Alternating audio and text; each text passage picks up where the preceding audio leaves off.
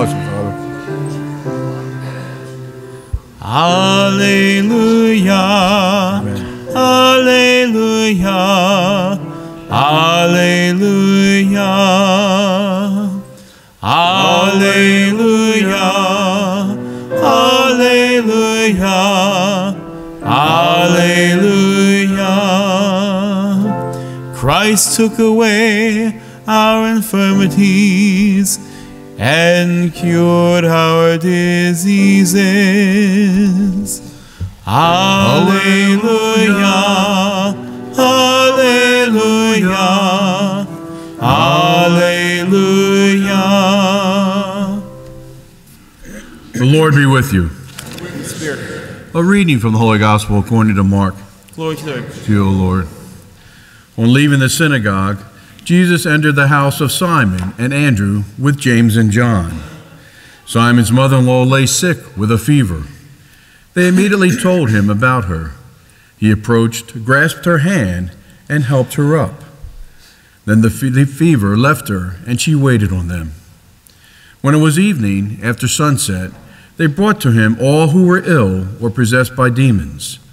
The whole town was gathered at the door. He cured many who were sick with various diseases, and he drove out many demons, not permitting them to speak, because they knew him.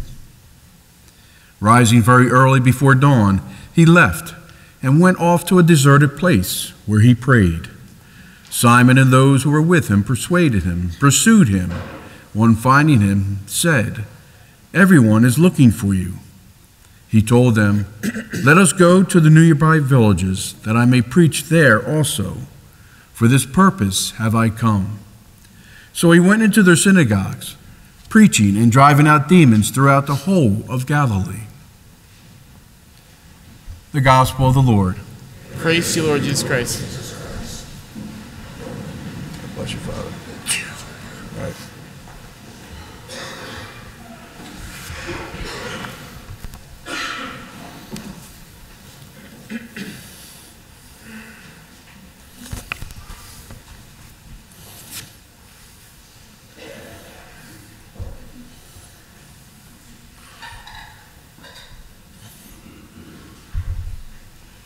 Good morning, everyone. I see a lot of green out there.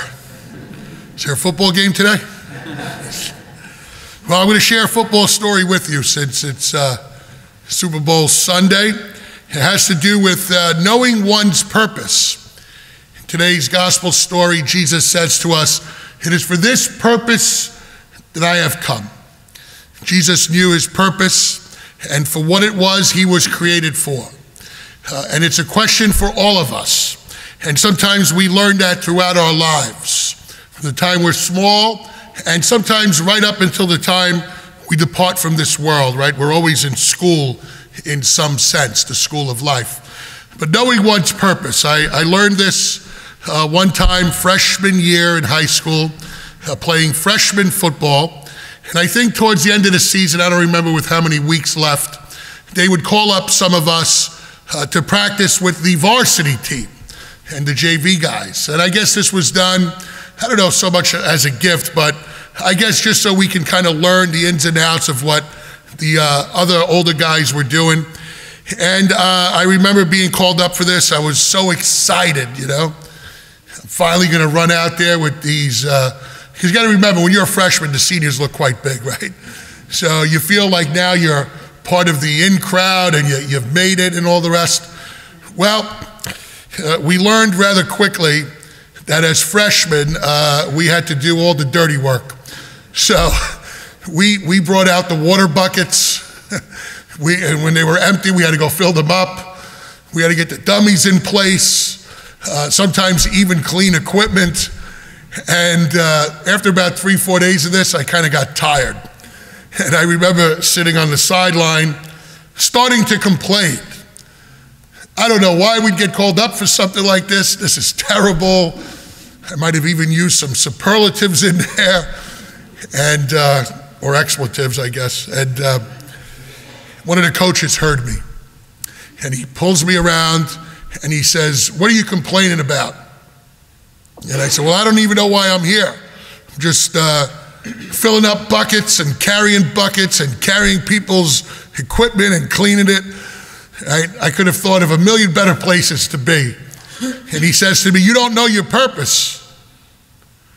And I'm thinking, my purpose was to be a football player, not to, do this kind of stuff. He says, "You got to learn. It's part of the pain of discipline. Do you think you can walk out here on the second day and do what the seniors are doing? They've been doing this for 4 years. Those guys did the same thing. Quit your crying. Know your purpose." And I thought to myself, I remember walking home from practice that day, and as much as I hated it, the coach was right. Right? It was about humbling oneself, but also to pitch in, knowing that even though I was doing those menial tasks, that they had purpose. Somebody needed to do that. Right? And it couldn't have been the coaches, and it couldn't have been the guys on the first team, or even the second team. They had other duties to do. So we learned some things the hard way. There's a thing called, in football, the pain of discipline or the pain of regret. So the pain of discipline is sometimes tough to go through. But when you do, you come out on the other end much happier. When you go through the pain of regret, you come out on the other end in regret. Right? So I don't regret it, even though I had to carry buckets for a couple of weeks. But this goes for all of us. It's not just about carrying buckets or cleaning things up when we were freshmen or sophomores in high school, but even now, do we know the value and the purpose of what we're doing? Whether it's at work, whether it's at home, whether it's with friends or in school, wherever it may be, whatever you do has value. You have to be able to see it. More importantly than seeing it, you have to love it. And now you might say, well, that sounds strange. Well, think about what Jesus did in knowing his purpose. Right? There's many times in the Gospels where it says he was exhausted. He couldn't take another step. And yet, the moment he'd go to sleep, what happened? Somebody woke him up and said, look, we got to go here, we got to go there, we got to go do this. And Jesus did it. I'm sure there were probably many times where he wanted to rest. I'm sure there may have been many times where he probably said, you know what, I'm done with these people. I'm sure he felt like he was carrying around buckets and cleaning equipment too. But he understood the value of what he was doing. He understood its purpose, and that it led to eternal life. Our purpose has value as well. Part of our purpose is also, again, as you know, this weekend is House of Charity. And as much as it may sound as a drudgery, as Job says in his reading, we too have this purpose to give of ourselves. Not just in terms of resources, but also in terms of who we are to others, right? Filling our purpose in loving neighbor. And it can be hard sometimes. And it almost feels like we're asking the same people over and over again. Well, I remember an old mentor coach would say to me, you know, I'm hardest on the guys who are the best, because they're the ones who lead by example, and then the others will follow. And I said, well, maybe you should cut them slack. He's like, no, never. And that's what makes them champions, because they can take what I'm saying, they learn from it, and they do their best. And sometimes that's something we need to hear, even in our own vocations. So with that being said, for the House of Charity, I want to first congratulate you on last year's goal. We well exceeded it. Bishop had given us a goal of 201,000. We're at around 214,000. That is magnificent. This is what it speaks about you and your generous hearts. We received back 10% of that 201,000, which is around $21,000. We've already put those monies to good use. I already sent $2,000 for our seminarians, for the I-Race for vocations, and also to help some of these seminarians go on pilgrimage before their ordination. We're going to have 2 men ordained priests this year. And 2 years after, we're going to have, God willing, 5 men ordained as temporary deacons, transitory deacons, and then eventually as priests. So there's a beautiful horizon on the way. We've also given money back to Catholic education by sending in another $1,000 for scholarships. So even though we do get that money, we don't hoard it here for ourselves. Yes, we use a little bit of it for ourselves, but a lot of it goes back out because we understand that those in need are in need, and we continue to give. Now, Bishop has kept the goal the same this year. He did not increase it. It's still $201,000. And the reason for that is because we're undergoing 2 campaigns. Right? One is the Catholic Strong campaign. You'll continue to hear more about that as time goes on. And we're doing quite well in that as well. So, you know the routine in this. Right? I'm not going to explain to you exactly how to fill out the cards. The cards are at the end of the pews, so we'll give you about 2 or 3 minutes to fill those out. But I do want to just mention 2 things that are very dear to my heart that the House of Charity does. One is Vitality. That's a group that was started by Bishop, a department up at the diocese, and you know that our very own Deacon Jerry is the president of Vitality, and he works very closely with Father Sanjay. You're going to see in the video how people are directly helped by Vitality. They do tremendous work in the hospitals, nursing homes, people who are in hospice, people who are in need. We actually have even 2 parishioners that are employed by Vitality, and they work in the hospitals as well. The second thing that's very dear to my heart is twofold. That is the seminarians and also the retired priests. We'll start with the retired priests first. A lot of these guys have put in 40, 50 to 60 years of service.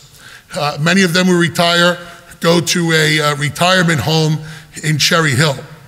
The retirement home there has 3 levels of care. The first level is basically no care. It's guys who are still healthy enough to kind of be on their own and they go about and move about freely. The second level is some who need some assistance. And the third level are for those who are basically totally incapacitated, who are being taken care of. Many of them being taken care of are religious sisters. Yesterday, we just celebrated some jubilees for many of our religious sisters in the diocese. And they take care of these priests, and you know, they should be taken care of. Think of all the years of service that they gave and spent of themselves for others. A beautiful way and a final gift to them before they leave from this earth. And then also the second part of that is for the seminarians. I remember what seminary life was like. It wasn't easy, folks. Besides cleaning the toilets and all the rest, the schoolwork was tough because not only did we have to do the schoolwork, we had to do missionary work. So it's like we had a 25 to 30 hour week job on top of taking, I don't want you to feel sorry for me, I guess, but 5 classes and all the rest. And these guys work hard. And you know how much a Catholic university costs.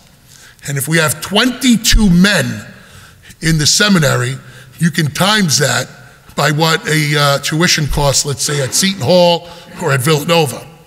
That's a lot of money, right? So when it doesn't fall off of trees, right? It comes from the goodwill of us. And also the seminarians are expected to pay a part of their tuition. It's not a complete free ride. But we don't expect them to pay $65,000 especially if they're going to give of themselves. So at this point, I'm going to give you a couple of minutes to fill out the cards. And then we are going to go right into the creed and the prayers. And then after that's done, there'll be 2 collections. The first one is for your ordinary income, and the second one will be to pick up the cards. Please don't mix them up. And when you do fill out the cards, there's one thing. Make sure you put down Church of the Holy Family, otherwise it'll go somewhere else. Thank you so much, and now we'll give you a couple moments, and then we're going to go into the video.